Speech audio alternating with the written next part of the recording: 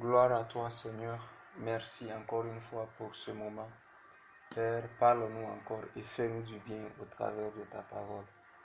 Au nom de Jésus-Christ. Amen. Bien-aimés dans le Seigneur, encore une fois, nous bénissons Dieu. Aujourd'hui, nous allons parler sur la paternité de Dieu. Connaître Dieu comme notre Père. Matthieu chapitre 6.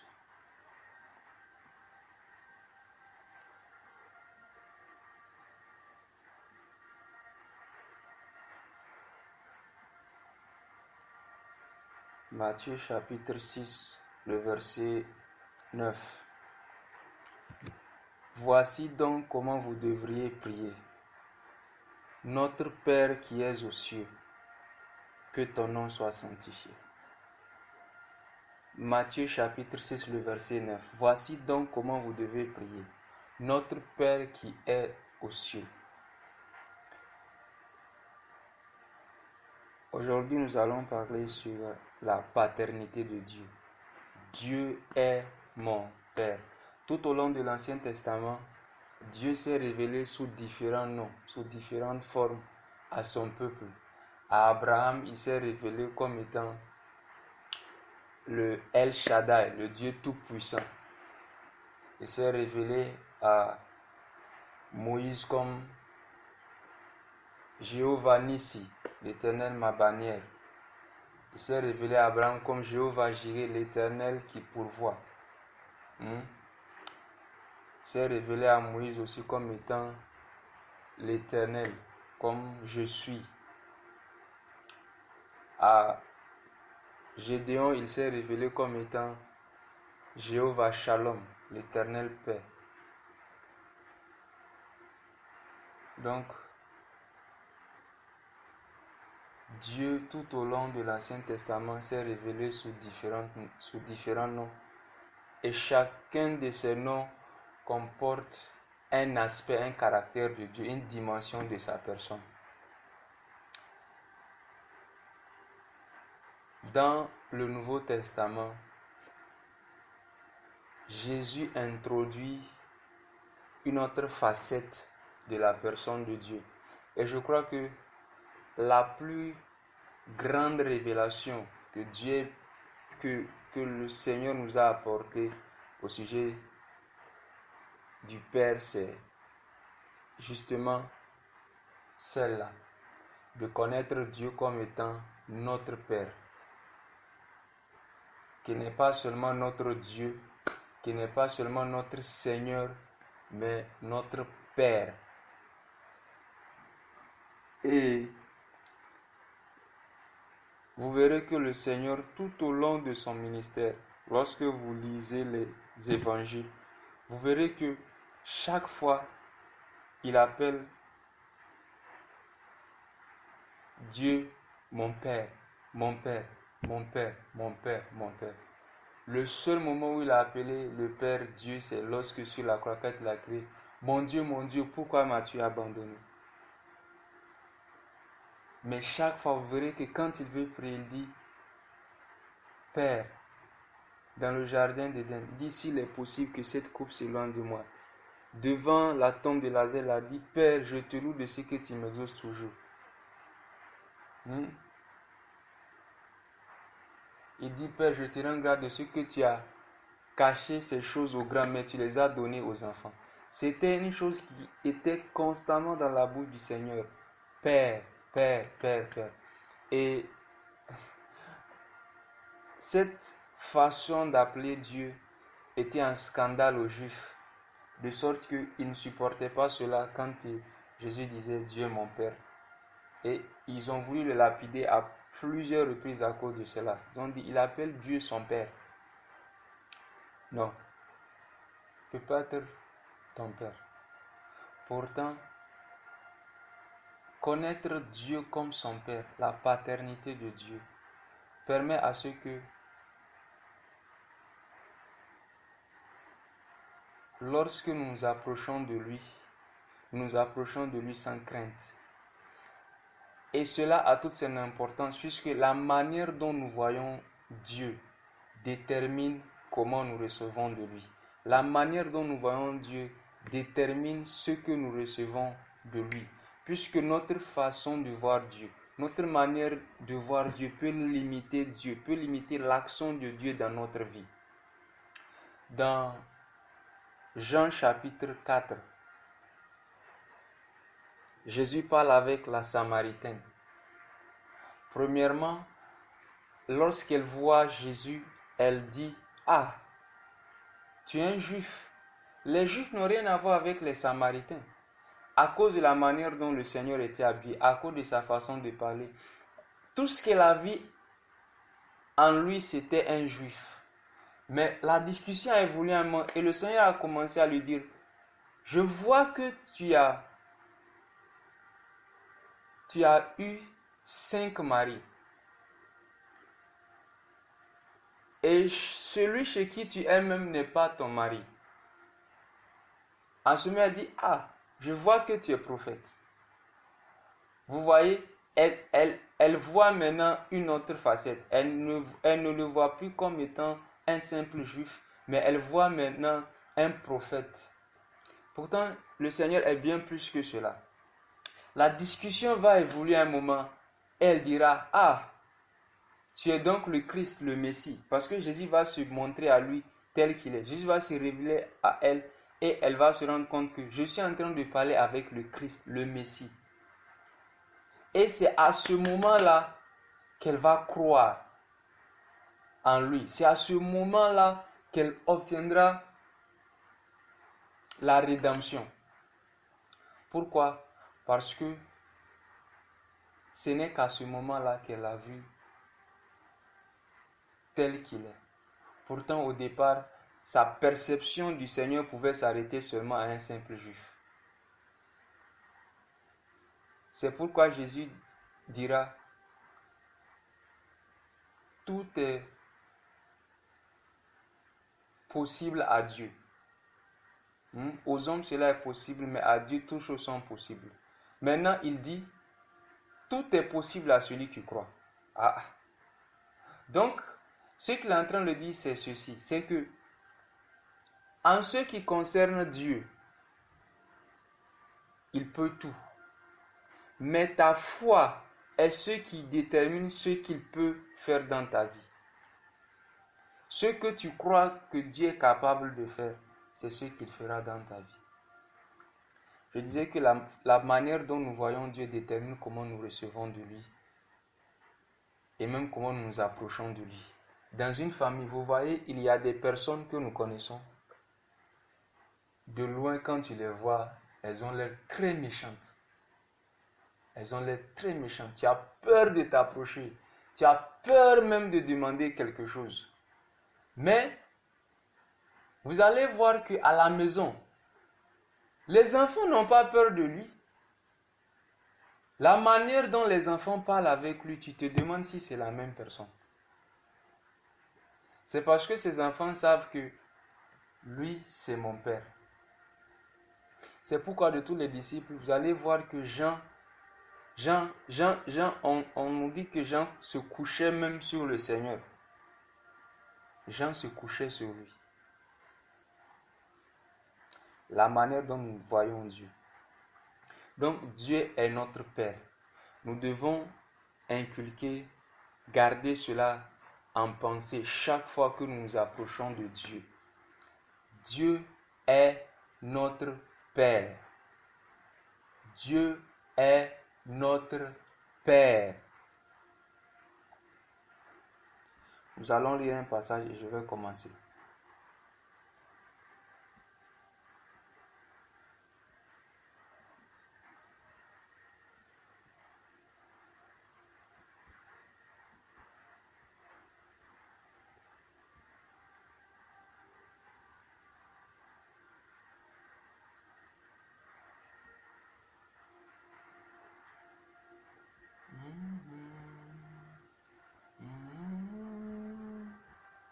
Je cherche un verset.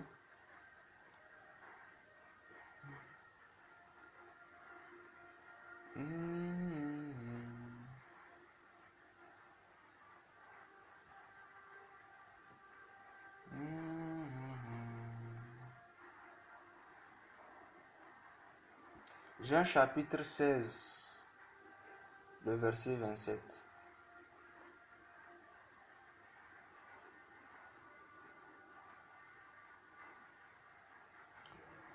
Il dit,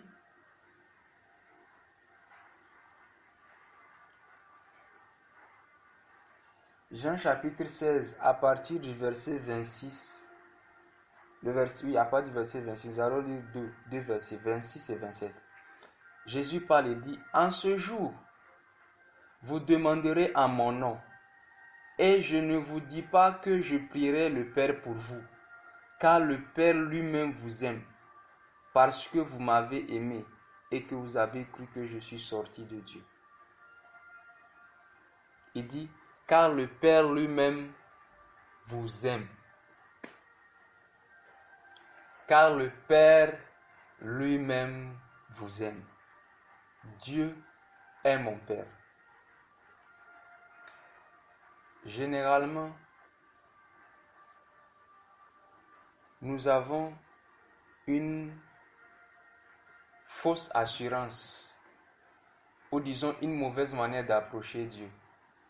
Vous voyez, lorsque nous voulons prier, quand quelqu'un a une bonne relation avec Dieu, pendant un bon moment, tu ne te reproches rien, tu ne te rappelles pas avoir vécu dans le péché, commis un péché, tu priais régulièrement, tu lisais la Bible, tu jeûnais et tout. Vous allez voir que la manière dont tu t'approches de Dieu, c'est avec assurance. La façon dont tu élèves la voix, tu pries, c'est waouh. Tout va, Mais imaginez quand cette personne commet un péché.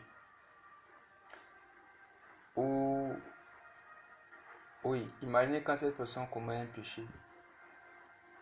Vous allez voir que la manière dont cette personne s'approche de Dieu change. Elle s'approche de Dieu d'une manière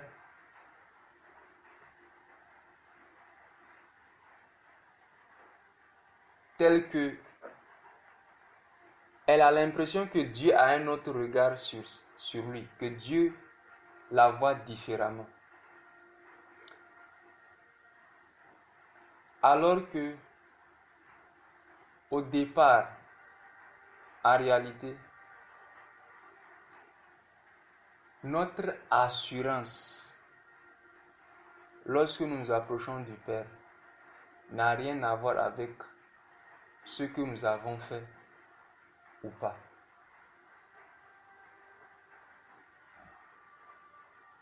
N'a rien à voir avec ce que nous avons fait ou pas.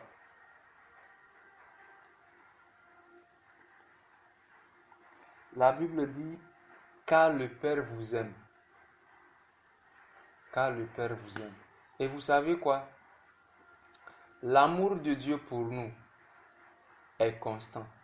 Dieu est amour. Écoute-moi. Il n'y a rien que tu puisses faire pour que Dieu puisse t'aimer davantage.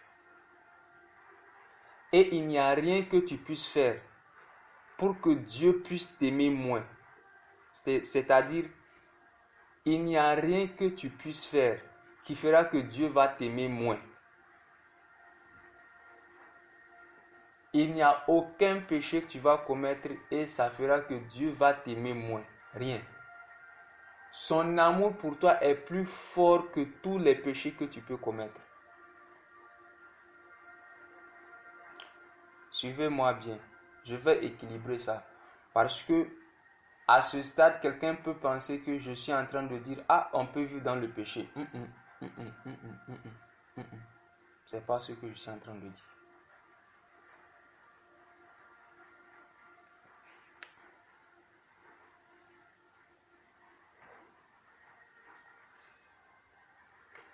L'amour de Dieu pour nous est constant. Et donc quand nous approchons de Dieu avec la conscience que nous adressons à notre Père. Et que le Père, lui, ne regarde pas à ce que tu as fait ou ce que tu n'as pas fait d'abord. Nous sommes enfants de Dieu. Nous sommes enfants de Dieu. C'est la base, ou disons, ce sur quoi tu te tiens de façon légitime pour te tenir dans la présence de Dieu, c'est ça. Pas d'abord ce que tu as fait ou pas. Non. Non.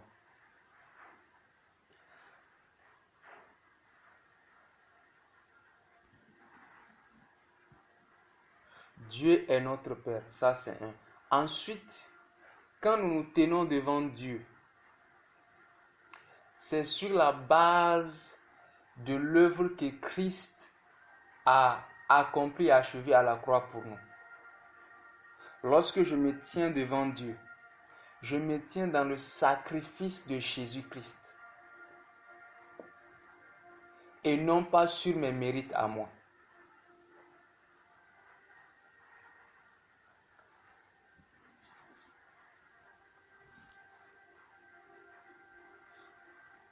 Je vais lire un verset. 1 Timothée, chapitre 2, le verset 5. Car il y a un seul Dieu et aussi un seul médiateur entre Dieu et les hommes, Jésus-Christ, homme. Vous savez pourquoi la Bible dit Jésus-Christ, homme? Pourquoi pas Jésus-Christ tout court? On dit Jésus-Christ, homme. On dit, la suite du verset dit, qui s'est donné lui-même en rançon pour tous.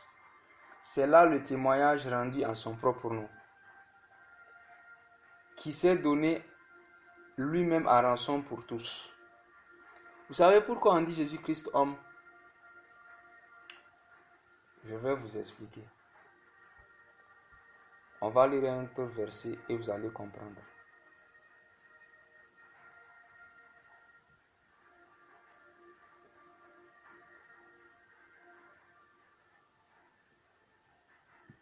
Luc 24. Non, c'est Luc 22, je pense. Luc 22.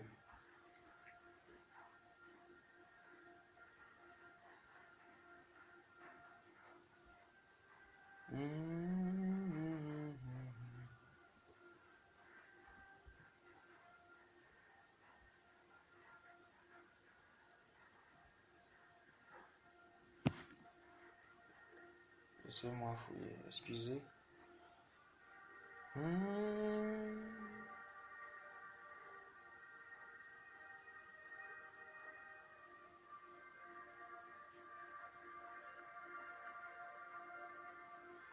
C'est Luc 24. Dans Luc 24, le verset 38. Ok, lisons le verset 39. Voyez mes mains et mes pieds, c'est bien moi. Touchez-moi et voyez. Un esprit n'a ni chair ni os, comme vous voyez que j'ai. Donc, lorsqu'il était ressuscité, il est venu voir ses disciples. Les disciples avaient peur, se disaient que c'est un esprit. C'est un esprit. Et ils avaient cette pensée dans leur cœur, ils avaient peur. Et Jésus va leur dire, touchez-moi. Touchez, vous verrez. Et il dit, touchez mes mains, mes pieds. Donc, de toucher ses mains, ses pieds, et de toucher même là où on lui avait mis les clous. Et ils verront que c'est bien de lui qu'il s'agit. Et il dit qu'un esprit n'a ni chair ni os, comme vous voyez que jamais.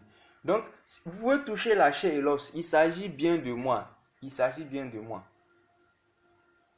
Et vous savez quoi? Le Seigneur, lorsqu'il va retourner au ciel, est parti au ciel avec le même corps. Avec les mêmes marques de clous. C'est avec le même corps qu'il est monté au ciel lorsque les disciples l'ont regardé partir. C'est pourquoi la Bible dira dans 1 Jean chapitre 2, le verset 1, que si quelqu'un a péché, nous avons auprès du Père un avocat, Jésus-Christ le juste. Christ se tient dans la présence du Père avec le même corps avec lequel il est resté portant les marques. Et il se tient là-bas en ta faveur pour dire, c'est pour lui que je me suis sacrifié. Chaque fois que nous allons dans la présence du Père, c'est sur la base de ce que Jésus a fait et non pas de ce que nous avons fait, commis ou pas. D'ailleurs, même quand tu as péché,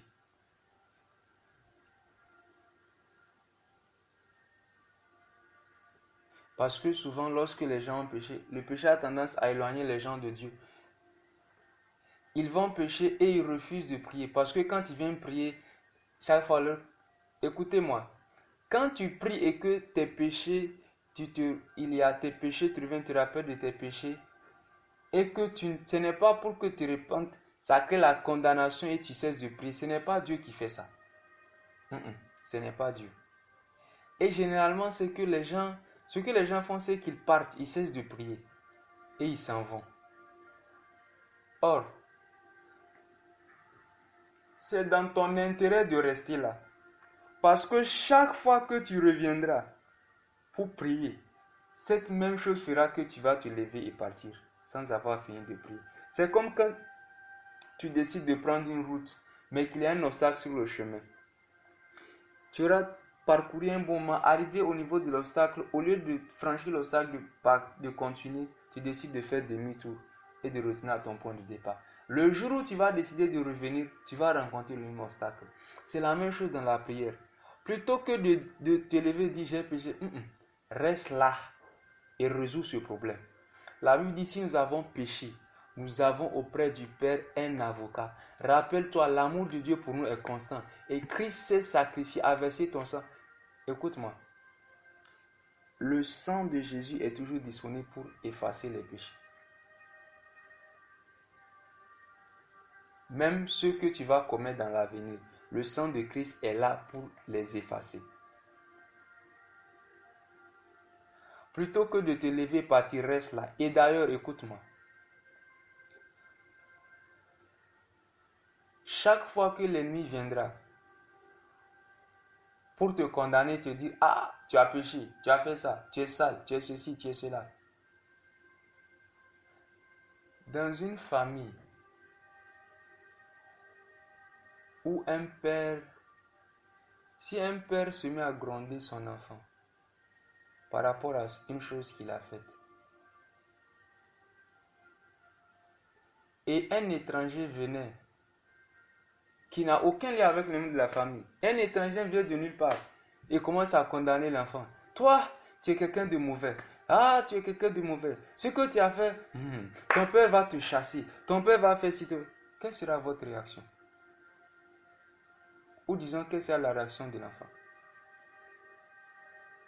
Cet étranger n'a aucun droit de parler. Là. Pourquoi? Parce que c'est un problème de famille et tu es un étranger.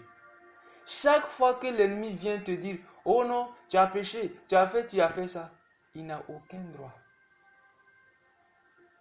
Parce que c'est entre ton père et toi. C'est un problème de famille. Il n'a pas à mettre sa bouche dedans. C'est un problème de famille. Tu ne dois pas l'écouter.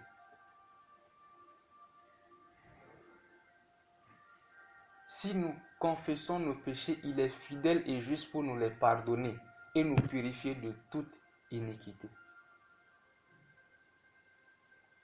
Ce que je suis en train de dire, c'est ceci. Que j'ai péché ou que je n'ai pas péché, que je me rappelle avoir péché ou pas, que j'ai fait un an sans avoir prié, que j'ai maintenu vie de prière pendant 30 ans, la manière dont je m'approche de Dieu est la même. Pas de façon hautaine. Quand je dis la même, je parle de l'assurance que je suis accepté dans la présence de Dieu. Je suis un enfant de Dieu. La Bible, il dit, dans Jean chapitre 6, le verset 37, il dit, « Je ne mettrai pas dehors celui qui vient à moi. » Dieu est ton Père. Et vous rappelez cet exemple du pharisien et du publicain. Le pharisien qui faisait quoi? Qui présentait ses œuvres. Moi je jeûne, moi je prie, je fais ci, je fais ça, je fais ci, je fais ça. C'était ça son assurance. Mais le publicain lui restait derrière et disait, aie pitié de moi, car je suis un pauvre pécheur. Le message c'est lequel? C'est que Tu ne te tiens pas devant Dieu sur la base de tes œuvres.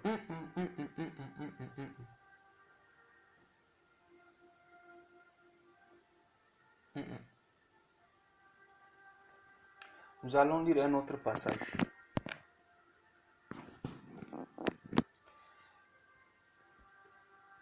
Nous allons lire un autre passage.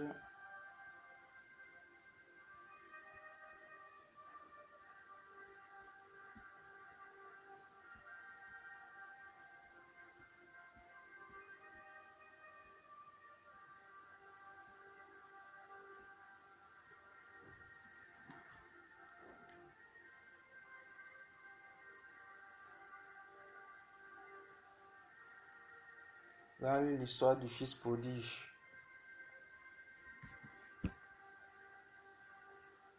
Généralement, lorsque nous lisons l'histoire du fils prodige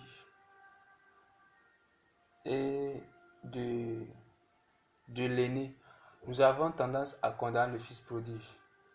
Pourquoi? Parce qu'il est parti, il a dilapidé tous ses biens, il a commis beaucoup de péchés. Lisons.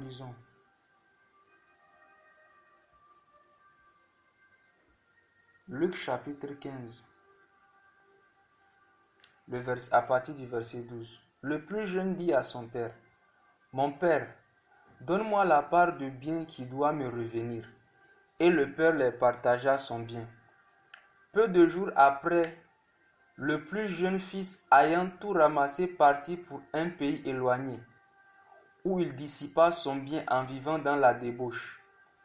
Lorsqu'il eut tout dépensé, une grande famine survint dans ce pays, et il commença à se trouver dans le besoin. Il alla se mettre au service d'un des habitants du pays, qu'il envoya dans ses champs garder les pourceaux. Il aurait bien voulu se rassasier des carouges que mangeaient les pourceaux, mais personne ne lui en donnait. Étant rentré en lui-même, il se dit, « Combien de mercenaires chez mon père ont du pain en abondance, et moi ici je meurs de faim. Je me lèverai, j'irai vers mon père, et je lui dirai, mon père, j'ai péché contre le ciel et contre toi. Je ne suis plus digne d'être appelé ton fils.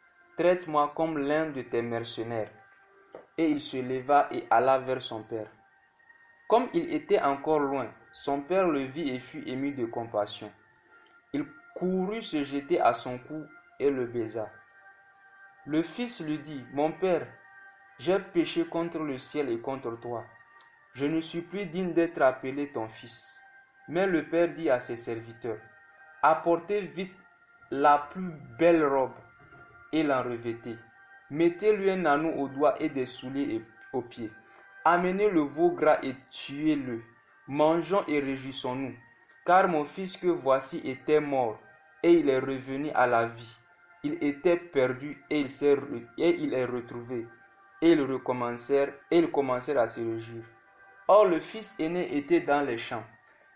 Lorsqu'il revint et approcha de la maison, il entendit la musique et les danses. Il appela un des serviteurs et lui demanda ce que c'était. Ce serviteur lui dit, « Ton frère est de retour, et parce qu'il l'a retrouvé en bonne santé, ton père a tué le veau gras. » Il se mit en colère et ne voulut pas entrer. Son père sortit et le pria d'entrer. Mais il répondit à son père, « Voici il y a tant d'années que je te sers, sans avoir jamais transgressé tes ordres, et jamais tu ne m'as donné un chevreau pour que je me réjouisse avec mes amis. Et quand ton fils est arrivé, celui qui a mangé ton bien avec des prostituées, c'est pour lui que tu as tué le veau gras. » « Mon enfant, lui dit le père, tu es toujours avec moi, et tout ce que j'ai est à toi. Mais il fallait bien s'égayer et se réjouir, parce que ton frère que voici était mort et qu'il est revenu à la vie, parce qu'il était perdu et qu'il est retrouvé. » Nous avons ici deux types de chrétiens. Nous avons deux types de chrétiens. Nous avons un qui s'approche de Dieu sur la base d'aucun mérite. Et ceux qui croient qu'ils vont recevoir de Dieu à cause de ce qu'ils ont fait, quand il s'agit de demander. C'est comme ça qu'il y a beaucoup de chrétiens qui n'osent pas demander des choses à Dieu, de grandes choses à Dieu, parce que ces chrétiens croient qu'ils ne méritent pas ça. Je ne vis pas assez dans la sainteté. Je n'ai pas assez servi Dieu pour mériter ça. Je n'ai pas assez servi Dieu pour qu'il me donne ça. Il y en a qui s'excluent quand il s'agit de demander le meilleur à Dieu. La faute du fils prodigue, vous savez c'est quoi? Ce n'est pas d'avoir demandé son héritage, mais c'est dans la façon dont il l'a dilapidé. C'était ça sa faute. Et regardez, la Bible dit, amenez le veau gras et tuez-le. Mangeons et réjouissons-nous.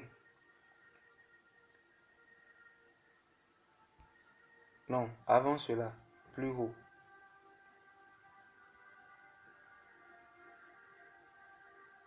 On dit, et il se leva et alla vers son père.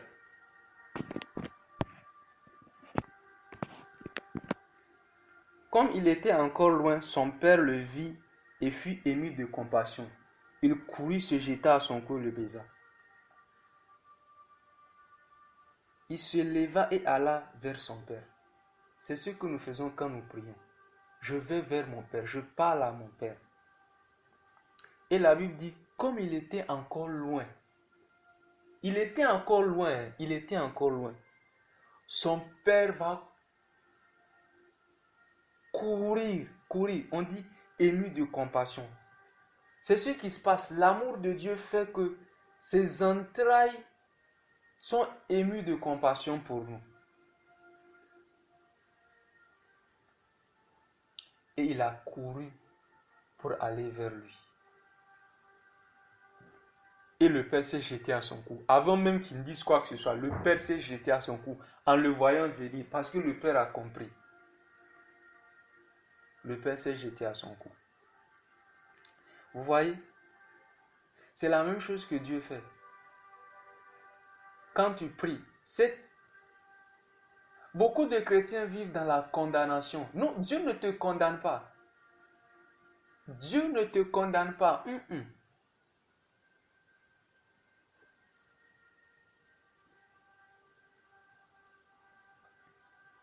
Et le père dit, apportez vite la plus belle robe. La plus belle robe. Ce qu'il y a de meilleur, amenez-lui ça. Mais quand le fils aîné vient, il se fâche.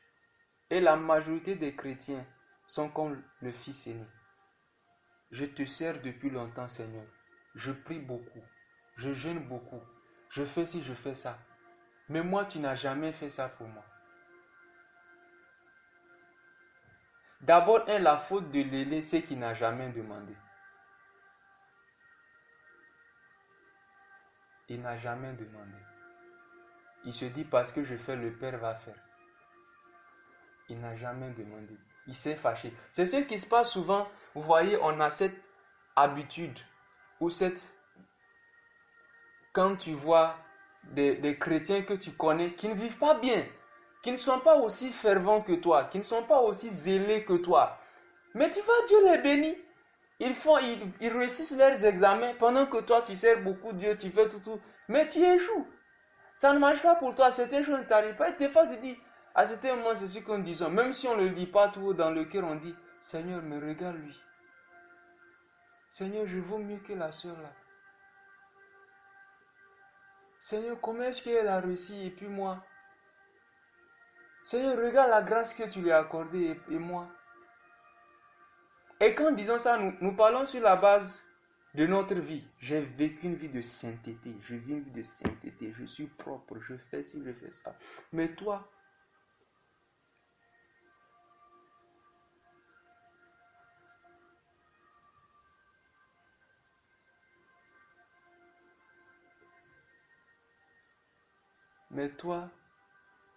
tu ne me donnes rien.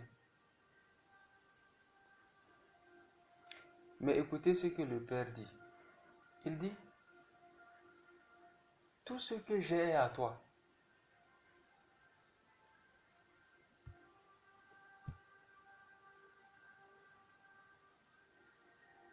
Il dit, mon enfant,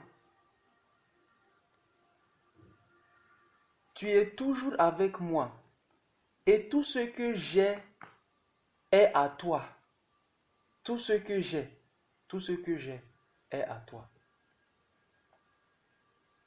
Tout ce que j'ai est à toi.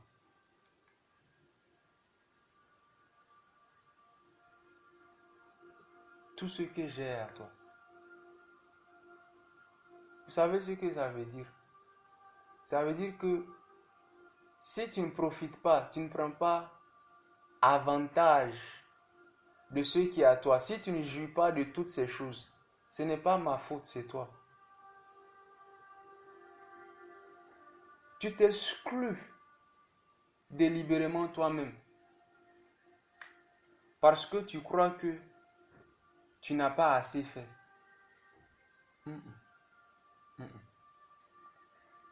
J'aimerais que tu saches et que tu changes ta façon de penser à partir d'aujourd'hui. Chaque fois quand je me tiens devant Dieu, je me tiens devant lui parce que c'est mon Père. Je me tiens devant lui dans l'œuvre achevée, accomplie de Christ. Je me tiens devant Dieu dans le sang de Jésus-Christ. Et non pas sur la base de mes mérites. Et il se fait que Dieu donne à tous simplement et sans reproche. C'est ce qu'il dit dans le livre de Jacques chapitre 1. Si quelqu'un manque de sagesse, qu'il la demande à Dieu, qu'il donne à tous simplement et sans reproche. Mais, il ajoute un mais. Il dit, mais il la demande avec foi, sans douter. Avec foi. Avec foi, c'est-à-dire en croyant que ce que tu demandes là, il va te le donner. Et ce qu'il te donne sur la base de sa nature et non pas de ce que tu as fait ou pas. Et à cause de ce que Christ a fait. C'est pourquoi nous prions au nom de Jésus-Christ. Quand nous disons au nom de Jésus-Christ, ça veut dire non pas à cause de ce que j'aurais fait ou pas, mais à cause de Christ.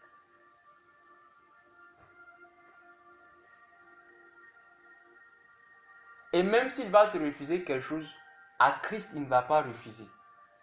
C'est pourquoi il dit, car s'il ne nous a pas refusé son Fils, son unique, comment ne nous donnera-t-il pas toutes choses avec lui?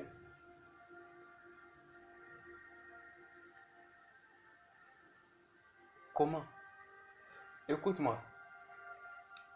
Ce que Dieu a de plus précieux, ce que le Père a de plus précieux, c'est le Fils.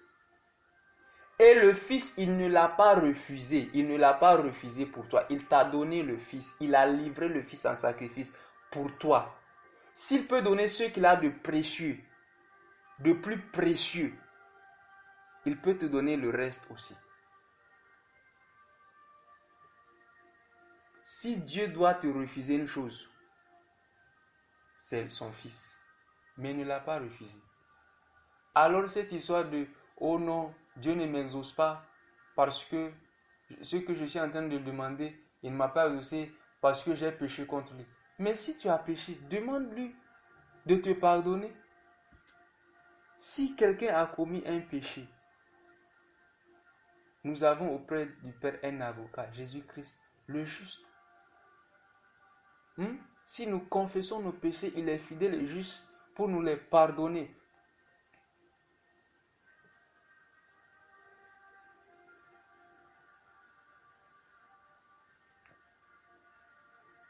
Et quand je dis ceci, je ne suis en aucun cas en train de dire que nous devons vivre dans le péché. Je suis en train de dire que nous tenons dans la présence de Dieu sur la base de ces choses. Je dis que nous prions sur base de ce que je viens de dire. Et nous recevons sur cette base. Quand nous prions, c'est ce que nous avons dans le cœur. Je serai exaucé à cause de Christ, de ce qu'il a fait. Je serai exaucé parce que Dieu est mon Père, je suis son enfant.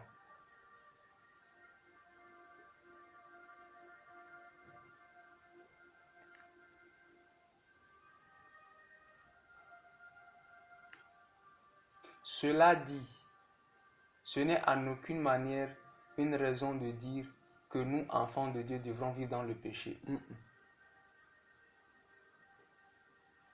Parce que si nous sommes enfants, son enfant, nous devons aussi être comme lui.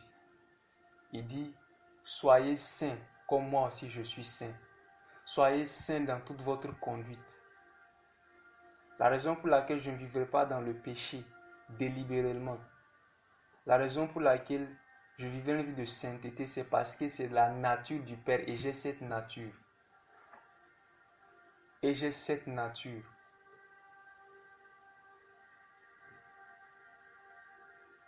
On dit qu'à la grâce de Dieu, source de salut pour tous les hommes, a été manifestée. Elle nous enseigne à vivre dans la piété. La grâce de Dieu nous amène à vivre dans la piété, non pas à vivre dans le péché. Paul a dit, que ferais-je donc? Et il dit, vivrais donc dans le péché à cause de la grâce? Non, loin de là. Loin de là. Loin de là. C'est pourquoi que tous ceux qui invoquent le nom du Seigneur s'éloignent de l'iniquité. Le chrétien peut commettre un péché, mais il ne vit pas dans le péché.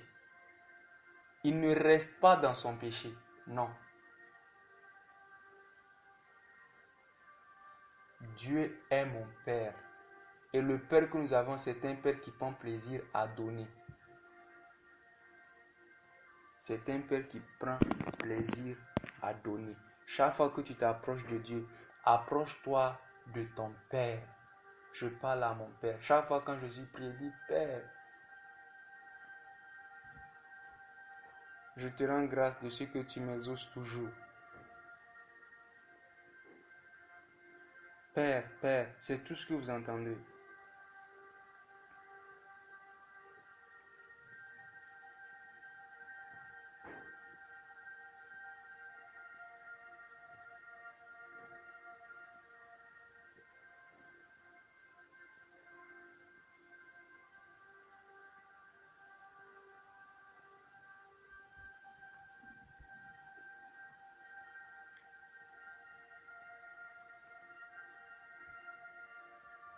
Dieu est notre Père.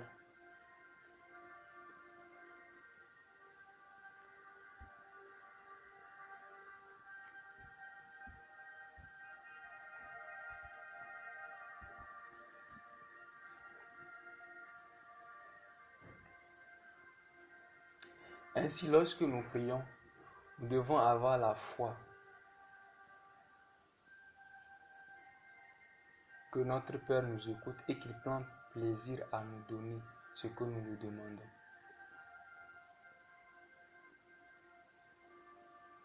Nous sommes une famille dont Dieu est le Père.